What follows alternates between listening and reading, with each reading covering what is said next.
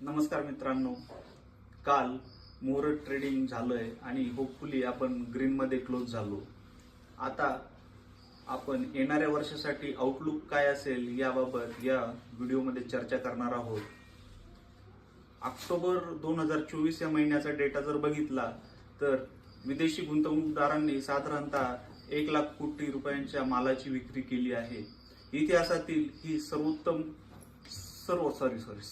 नाही तर सर्वोच्च विक्री झालेली आहे.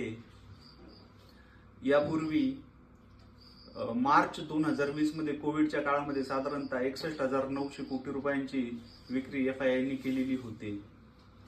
या विक्रीचा फ्लो बघता येणाऱ्या काळामध्ये मार्केट स्टेबल राहील असं वाटतंय.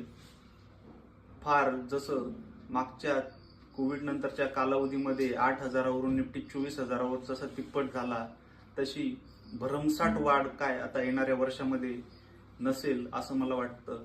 परंतु हे माझं मत नोंदवण्यापूर्वी मी एक गोष्ट आपणास सांगू इच्छितो की मार्केट प्रेडिक्ट कुणीही करू शकत नाही. हा एक जस्ट माझा डाटाबेसचा अभ्यास सांगतोय, परंतु काहीही होऊ शकतं इथं, हे मात्र तुम्ही लक्षात असू द्या.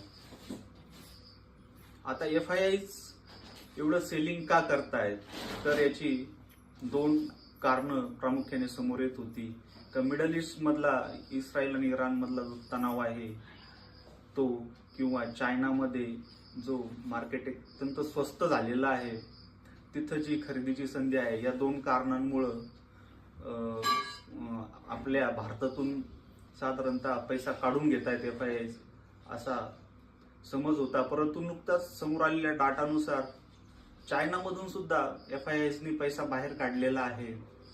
तर मला असं वाटतं की FII हे कॅपिटल माइंडेड असल्यामुळे त्यांचा मोटिव्ह फक्त प्रॉफिट आणि प्रॉफिट असाच असतो. तर भारतामध्ये सर्टन पॉकेट्समध्ये व्हॅल्युएशन्स खूप हाय झालेले आहेत. त्या कारणास्तवच त्यांनी विक्री करून प्रॉफिट बुकिंग केलेली असावी असं मला वाटतंय.